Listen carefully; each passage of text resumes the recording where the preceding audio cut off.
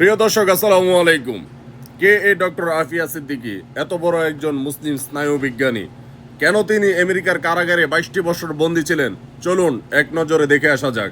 Doctor Afia Siddiqui, যিনি আন্তর্জাতিক খ্যাতিসম্পন্ন বিখ্যাত একজন মুসলিম স্নায়ুবিদ্যা বিজ্ঞানী এবং একজন আলোচিত মহিলা। তিনি করাচির সম্ভ্রান্ত ও উচ্চশিক্ষিত পরিবারে 1972 সালের 2 মার্চ জন্মগ্রহণ করেন। পিএইচডি ডিগ্রিধারী এই মহিলাকে আন্তর্জাতিক গোয়েন্দা সংস্থা FBI 2003 সালে পাকিস্তানের কর্তৃপক্ষের সহযোগিতায় আল কায়দার সাথে যোগাযোগ থাকার অভিযোগে পাকিস্তানের করাচির রাস্তা থেকে 3 সন্তান সহ তাকে গ্রেপ্তার করে। পরে প্রচলিত আইনের আওতায় না এনে পাকিস্তানের কারাগারে গ্রেপ্তার না রেখে তাকে আফগানিস্তানের সামরিক ঘাঁটিতে তাকে 5 বছর বন্দী করে রাখা হয়। মার্কিন আদালত তাকে 86 বছরের কারাদণ্ড দেয়। বন্দী অবস্থায় তার উপর চলে ব্যাপক অমানবিক নির্যাতন এবং নিপীড়ন। এই মুসলিম বিজ্ঞানী ডক্টর আফিয়া সিদ্দিকার আসলে অপরাধটা ছিল কি? তার সাথে কি কি ধরনের অমানবিক নির্যাতন করা হয়েছে, চলুন আমরা একটু দেখে আসি। ডক্টর আফিয়া সিদ্দিকীকে কোরআন শরীফের পাতা ছিঁড়ে মেজের উপর বিছিয়ে রেখে তাকে উলঙ্গ করে বলা হতো, এই কোরআন শরীফের পাতার উপর দিয়ে গিয়ে যাও, তোমার কাপড় নিয়ে আসো। ওই নরপশুরা তাকে বিভিন্নভাবে নির্যাতন চালাতে শুরু করে। খেলায় মেতে ওঠে ওই হাইনার দলেরা। পালাক্রমে গণধর্ষণের শিকার হন এই কোরআনের হাফেজা। Neuroscientist doctor Aafia Siddiqui আমেরিকার আদালত তাকে 86 বছরের সাজা ঘোষণা করে একজন আমেরিকার সেনা হত্যার চেষ্টার অপরাধে। আদালতের বিচারক কিছু বলার আছে কিনা জানতে চাইলে ডক্টর আফিয়া সিদ্দিকা বলেন, আপনি তাদেরকে ক্ষমতা দিয়েছেন আমাকে র্যাপ করার জন্য, উলঙ্গ করে সার্চ করার জন্য। আপনার কাছে বলার আমার কিচ্ছু নাই। আমি আমার আল্লাহর কাছে যেই যা বলার বলবো। আমি তো সেই দিন মরে গিয়েছি যেই দিন আমাকে প্রথমবার দর্শন করা হয়েছিল। আমাকে ছেড়ে দিন, আবার দেশ পাকিস্তানে আমাকে যেতে দিন। ডক্টর আফিয়া সিদ্দিকা মূল অপরাধ ছিল তিনি একজন মুসলিম বিজ্ঞানী।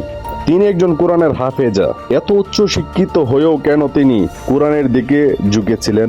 কেন তিনি তার বক্তব্যের মাঝে আধুনিকতার কথা না বলে তার সমস্ত বৈজ্ঞানিক রেফারেন্সের সাথে কোরআনের রেফারেন্স টানতেন? তিনি সবকিছুকে কোরআনের সাথে, যে কোরআন 1400 বছর আগে নাজিল হয়েছে, সেই কোরআনের মাঝে যে বিজ্ঞানী বর্তমান তথাকথিত যে ধারণাগুলো সেইগুলো কোরআনের মাঝে রয়েছে বলে সবগুলাকে কোরআনের রেফারেন্স সহ এই আধুনিকতার জগতে তিনি চোখে আঙ্গুল দিয়ে দেখিয়ে দিয়েছেন যে এই কোরআন কোনো অজ্ঞ নয়, এটা আধুনিক।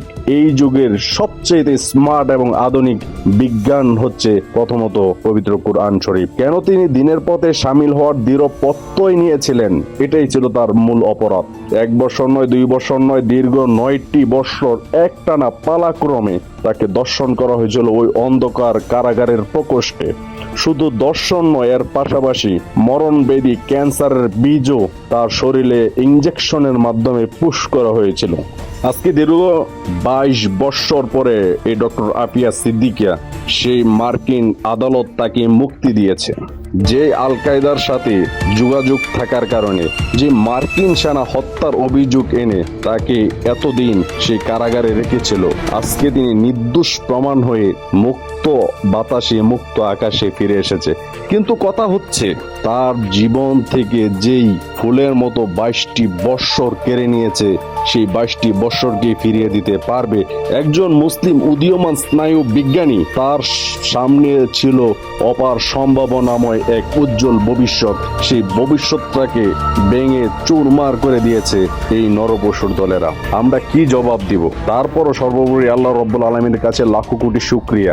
আমরা হয়তো কেউ ভেবেই ছিলাম না যে ডক্টর আফিয়া সিদ্দিকা আবারও আমাদের মাঝে ফিরে আসবেন। সকলে ভালো থাকবেন। আসসালামু আলাইকুম।